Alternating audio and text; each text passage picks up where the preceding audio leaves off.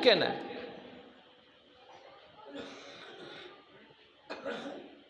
اور اتنا اس کے پاس علم ہو کہ وہ اپنی ضرورت کے مسئلے کتابوں سے خود نکال سکے، اتنا علم تو ہو۔ میں فتوح الغیب کا اکثر آپ سے ذکر کرتا ہوں، اور میں جہاں کبھی پیر خانوں پہ بھی جاتا ہوں ان کو بھی کہتا ہوں یار یہ کتاب تو کم از کم پڑھ لو، حضور غوث پاک کی کتاب ہے فتوح الغیب۔ سرکار غوث پاک فرماتے ہیں، پھر بات سے بات وہ نکلتی دور نکل جاتی ہے، وہ کہتے ہیں سجادہ نشین کون ہوتا ہے؟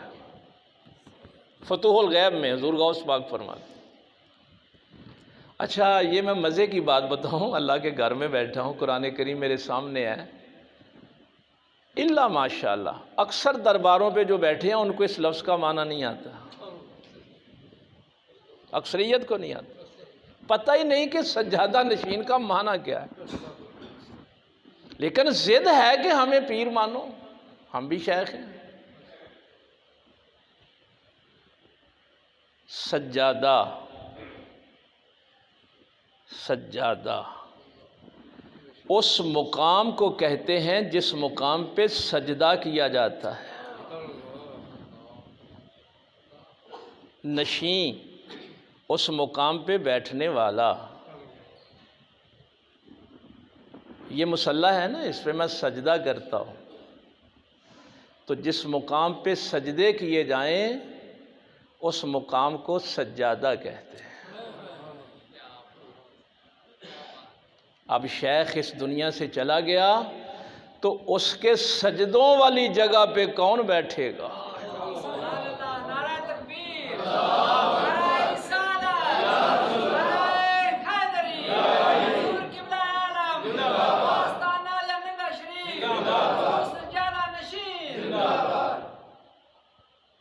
معنی کچھ چھوٹا ہے یہ؟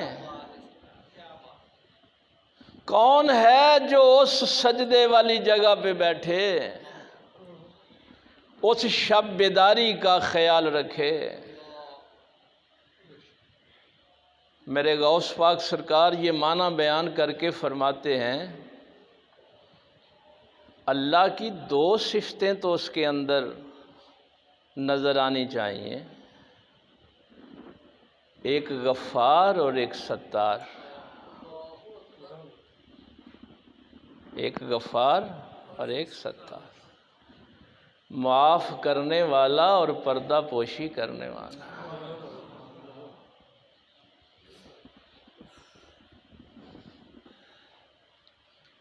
آج کل تو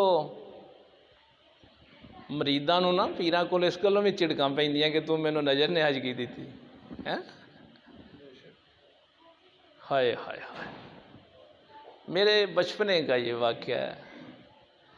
ایک بڑے شیخ ادھر ہمارے آئے ہوئے تھے، حضرت صاحب قبلہ سے گفتگو کر رہے تھے، تو سرکار فرمانے لگے میرے مرشد کریم صوفی محمد صادق رحمہ اللہ نے مجھے یہ فرمایا تھا کہ بیٹا اگر کوئی ہدیہ دے، تحفہ دے تو مٹھی بند کر کے،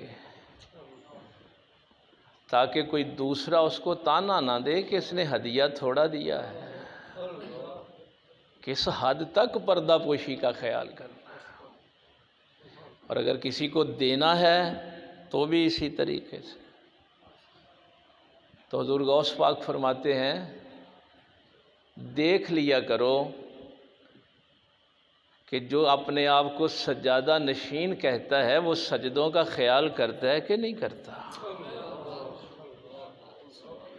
جس کو اللہ کی بارگاہ میں سجدہ کرنے کا سلیقہ نہیں ہے وہ سجادہ نہیں ہوتا، وہ اس مقام سے واقف ہی نہیں ہوتا۔ فوائد الفوائد میں حضور خواجہ نظام الدین اولیاء محبوب الہی سرکار نے بھی یہی جملہ لکھا ہے۔ خواجہ صاحب فرماتے ہیں میں نے بابا جی فرید الدین مسعود گنج شکر رحمہ اللہ سے پوچھا تھا بابا جی درویش کسے کہتے ہیں؟ پتہ نہیں ہے کسی دن میں نے آپ کو منزلیں بتائی تھی یا نہیں، کہ آپ پیدا ہوتے ہیں تو بنی آدم ہیں. آپ آدم ہیں نا، آدمی ہیں. آدمی سے انسان کا سفر اور ہے، اور انسان سے پھر عبد کا سفر اور ہے. آدمی نہیں رہنا، انسان بننا ہے، اور انسان سے پھر عبد کا سفر اختیار کرنا ہے، جس کے لیے اللہ نے پیدا کیا ہے. تمہارے پیدا کرنے کا مقصد کہ عبد بن کے رہو. خواجہ نظام الدین اولیاء محبوب الہی سرکار فرماتے ہیں، جب میں نے بابا جی سے پوچھا بابا جی درویش کسے کہتے ہیں، بابا فرید سرکار نے فرمایا بیٹا نظام، پردہ پوشی کا نام درویشی ہے.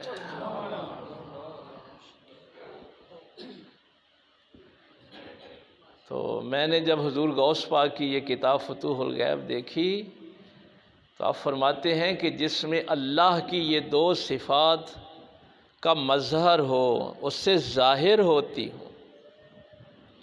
دیکھیے یہ معاملہ بڑا نازک ہے سجادہ کا. یہ جو میں اکثر آپ سے کہتا ہوں نا کہ تقوی کی بنیادی سیڑھی جو ہے، تقوی کی بنیادی جو پہلی منزل ہے، پہلی سیڑھی ہے، پہلا مقام ہے، وہ ہے اللہ کے حلال کو حلال سمجھنا اور اللہ کے حرام کو حرام سمجھنا. یہاں سے تقوی شروع ہوتا ہے. مسئلے کا آپ کو پتہ ہونا چاہیے. اگر کسی نے حرام کو حرام سمجھ کر استعمال کیا تو وہ گناہگار ہے، وہ گناہگار ہے، گمراہ ہو جائے گا. لیکن اگر کسی نے حرام کو حلال سمجھ کے کھایا تو وہ کافر ہو جاتا ہے.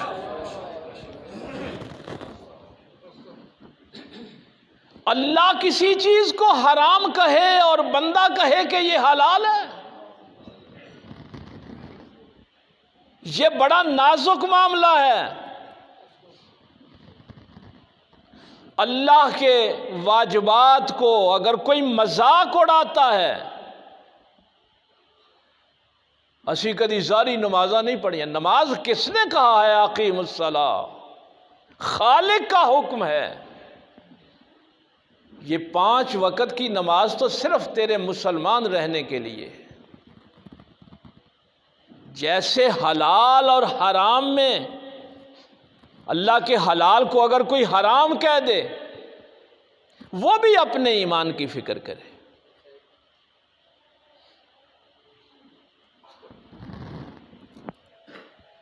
ایک بندہ حرام، مثلا یہ جو قرآن کریم نے کہا غیر باغم ولا عادن فلا اثم علیہ، مثلا ایک بندہ خنزیر کا گوشت کھا لیتا ہے، مر رہا ہے، زندگی کے لالے پڑ گئے، تو اس نے اتنا سا کھا لیا جس سے اس کی زندگی بچ جائے. یہ آیت سنا رہا ہوں آپ کو، لیکن شرط یہ ہے کہ وہ دل میں اس کو برا سمجھے. زندگی بچانے کے لیے بھی کھا رہا ہے تو کیا اس کو حرام سمجھے، اس کی طرف رغبت نہ ہو، اور صرف اتنا سا لے جس سے اس کی زندگی بچے. اس کو رخصت کہتے ہیں. یہ اصطلاح پہلے بھی میں نے آپ کو رخصت اور عزیمت کی بتائی ہوئی. یعنی اگر زندگی بچانے کے لیے بھی تھوڑا سا حرام اس نے کھایا ہے تو شرط کیا ہے کہ حرام کو حرام سمجھ کے کھائے، حلال سمجھ کے نہیں کھا سکتے. اسی طرح اللہ تعالیٰ کے احکامات کا مذاق اڑانا، اور روزہ جی کی اور روزہ جی نہیں، شریعت کس کی ہے؟ اللہ کی. شرع لکم من الدین ما وصی بہ نوحا والذی اوحینا الیک وما وصینا بہ ابراہیم وموسیٰ. یہ وہ شریعت ہے جس کی وصیت نوح کو بھی کی گئی، ابراہیم کو بھی کی گئی.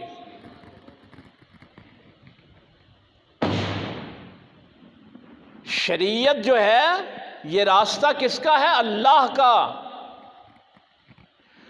اور شریعت میں تبدیلی کا اختیار نبی کو بھی نہیں ہوتا۔